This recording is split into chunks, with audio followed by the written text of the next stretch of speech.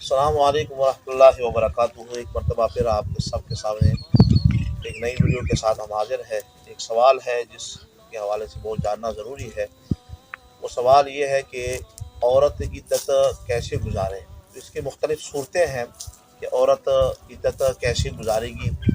مختلف صورتیں اس کی جو ہے علماء کرام نے اپنی کتابوں کے اندر لکھی ہے۔ سب سے پہلے صورت یہ ہے کہ اگر شوہر فوت ہو جائے تو وہ عورت جو ہے اپنے شوہر کے فوت ہونے کے بعد 4 مہینے 10 دن تک جو ہے عدت گزارے گی اپنے شوہر کے گھر کے اندر۔ اسی طرح اگر وہ حاملہ ہے تو جب تک اس کا بچہ پیدا نہیں ہوتا اس وقت تک جو ہے اس کی عدت کا کہا گیا ہے کہ وہ گھر کے اندر شوہر کے گھر کے اندر جو ہے وہ عدت گزارے۔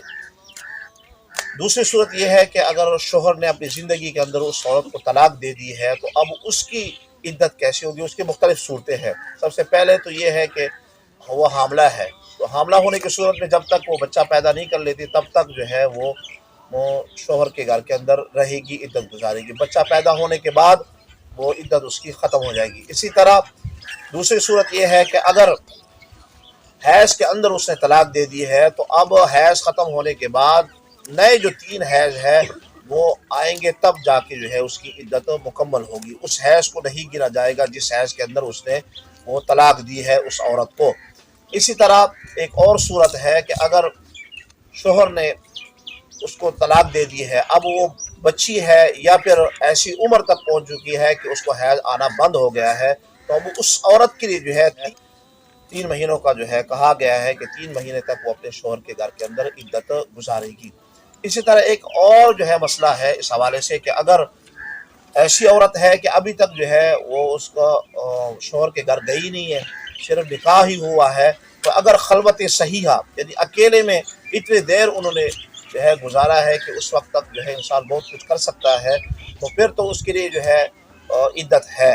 اگر اس نے اس کے ساتھ بیٹھا نہیں ہے شوہر، اور نکاح ہونے کے بعد کبھی جو ہے شوہر اس کے گھر بھی نہیں گیا، نہ اس کے ساتھ خلوت صحیحہ ہوئی ہے، تو پھر جیسی شوہر طلاق دے گا تو وہ کسی اور مرد کے ساتھ جو ہے وہ شادی کر سکتی ہے۔ تو یہ مختلف جو ہے عدتوں کی صورتیں ہیں جو عورت جو ہے مطلب کس صورت کے اندر کون سی عدت اس نے گزارنی ہے۔